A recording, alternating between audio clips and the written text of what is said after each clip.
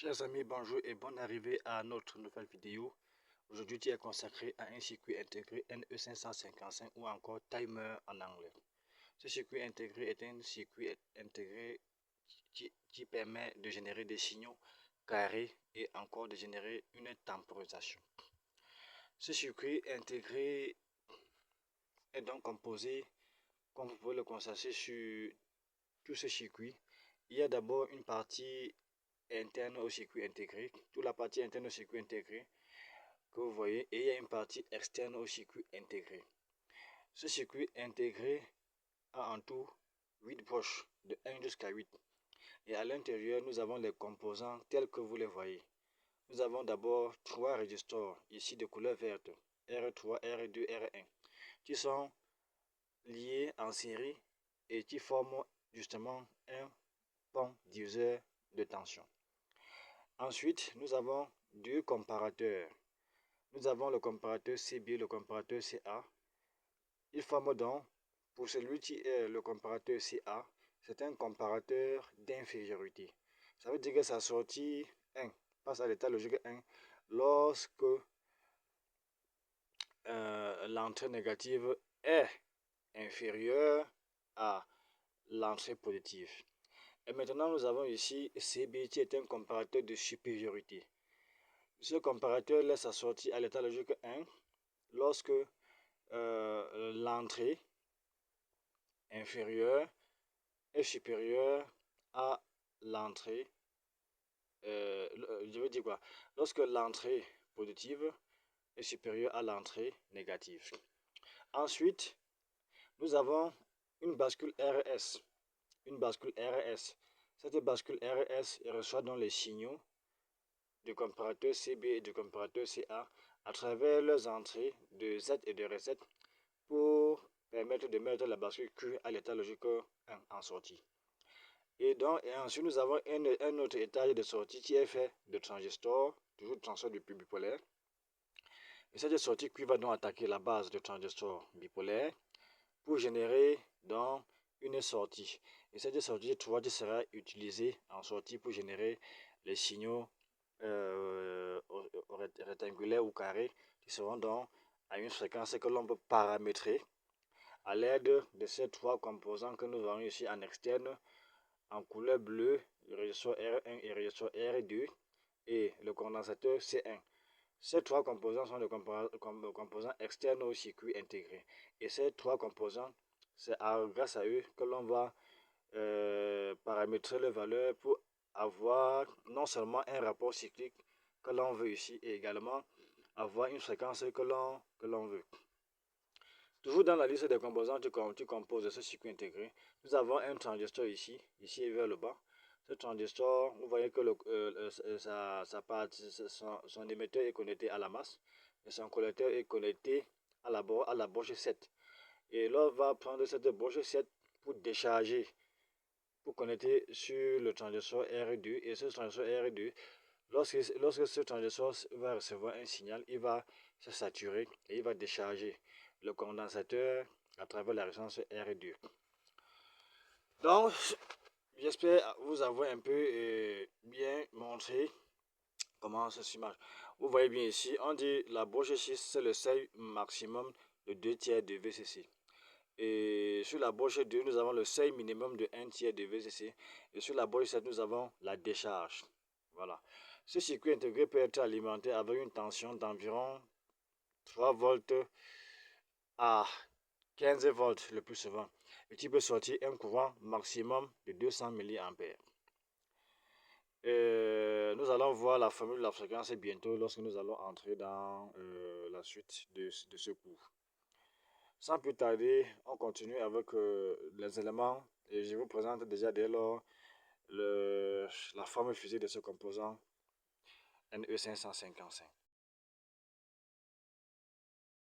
Chers amis, bonjour. Bienvenue sur cette vidéo. Aujourd'hui, nous allons vous présenter le circuit intégré NE555. C'est un circuit intégré qui est fait de plusieurs composants électroniques de base et il est appelé en anglais timer. C'est un circuit qui permet de générer des oscillations électriques et qui permet aussi de générer des temporisateurs ou encore minuteurs. Nous allons parler plus précisément aujourd'hui de la stable.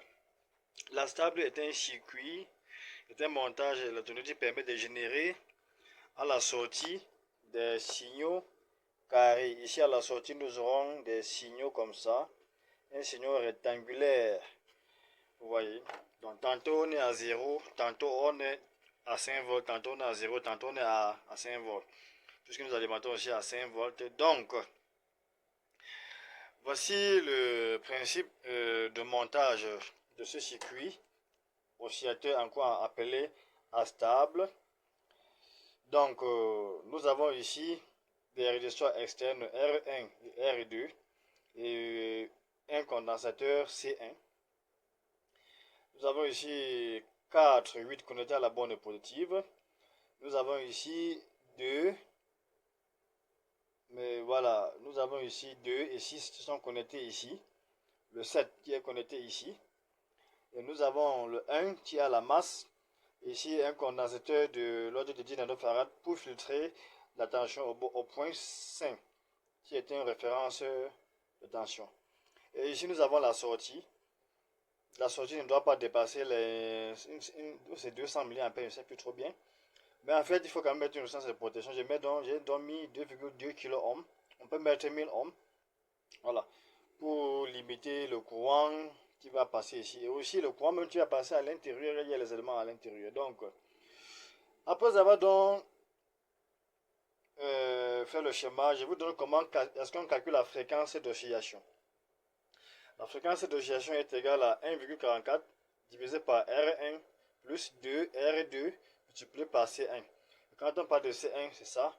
R1, c'est ça. R2, c'est ça.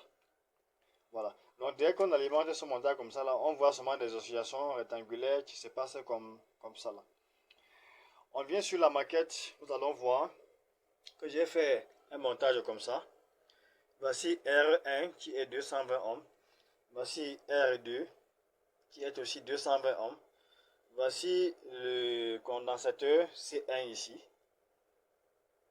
qui va entrer en ligne compte. Donc ces trois composants R1, R2 et C1 permettent de calculer la fréquence d'oscillation. Et maintenant nous avons ce condensateur. Ce condensateur est là pour filtrer juste le potentiel à la référence 5 à l'interne.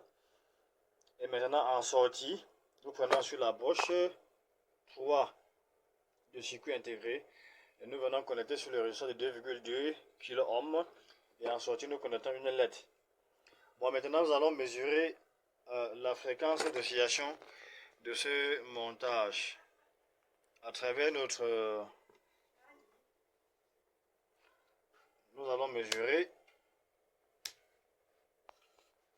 à travers notre fréquence mètre. Notre fréquence mètre nous mesure là 4,112 Hz. Et si aussi vous essayez de calculer avec cette formule, je crois que vous allez bien sûr trouver une certaine valeur approximative. Nous allons remplacer le condensateur ici, qui était un condensateur de 470 micros.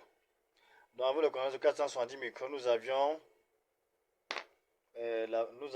la fréquence qui était de l'ordre de poussière.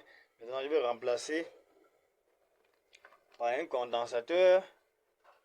Ici, j'ai un condensateur qui est de... Il est marqué dessus. Il est marqué dessus.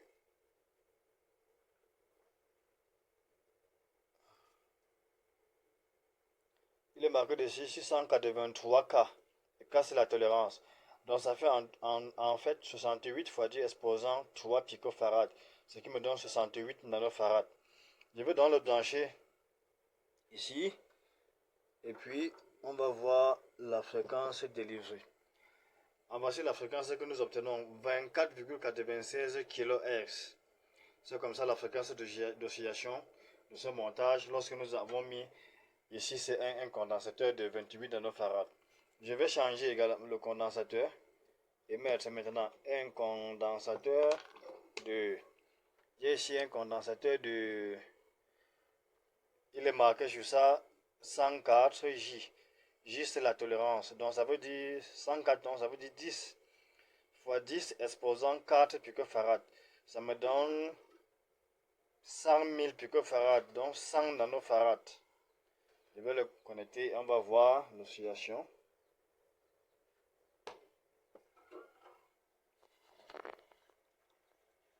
Voilà.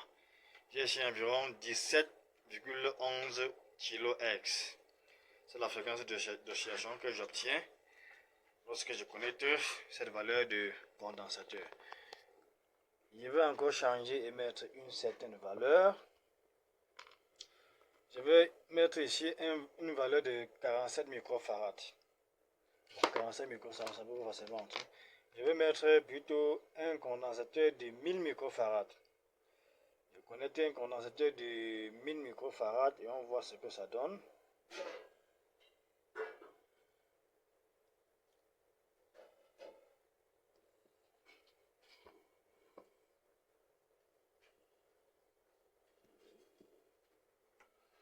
Avec 1000 microfarads, on mesure combien? 1,64 Hz.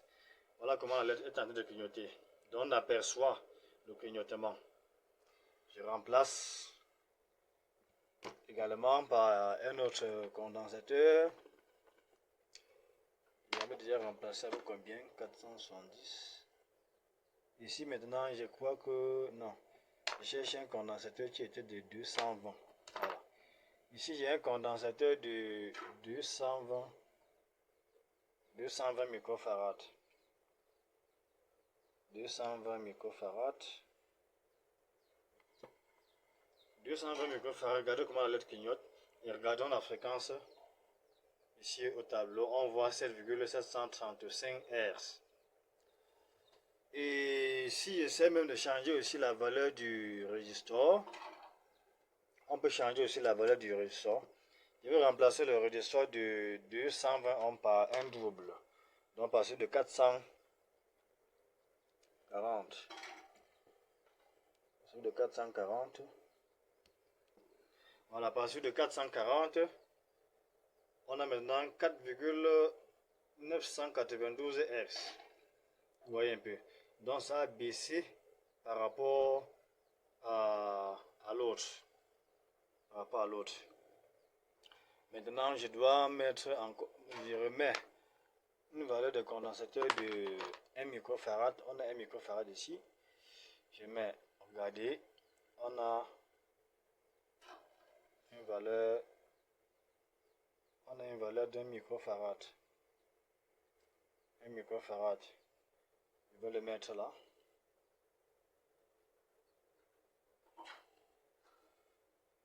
Observons attentivement le montage. Voilà, je le mets là. Regardez comment il clignote. Environ une seconde et on voit ce que ça donne. Ça marque environ 1,049 secondes. Vous voyez, 1,09 Hz. C'est la valeur de fréquence qu'elle marque là. Vous voyez. Donc on est quand même en plus d'une seconde. Donc ce n'est pas là une seconde. Regardez comment notre montage clignote. Donc avec ce montage, ce circuit intégré de NE555, vous voyez bien. Un circuit intégré de NE555. C'est un circuit à 8 broches. On commence bien sûr ici en face de nous. Allant de la gauche vers la droite pour compter la première broche.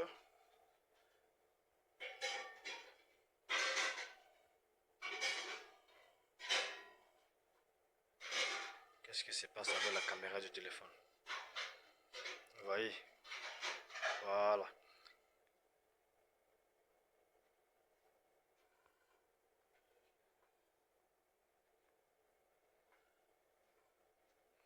Donc c'est ça, NE555. Et donc on va donc câbler avec le numéro de broche tel qu'il est ici. Nous aurons donc le résultat de de ce montage. Donc chers amis, je vous dis à très bientôt pour d'autres vidéos sur les cours d'électronique. Merci.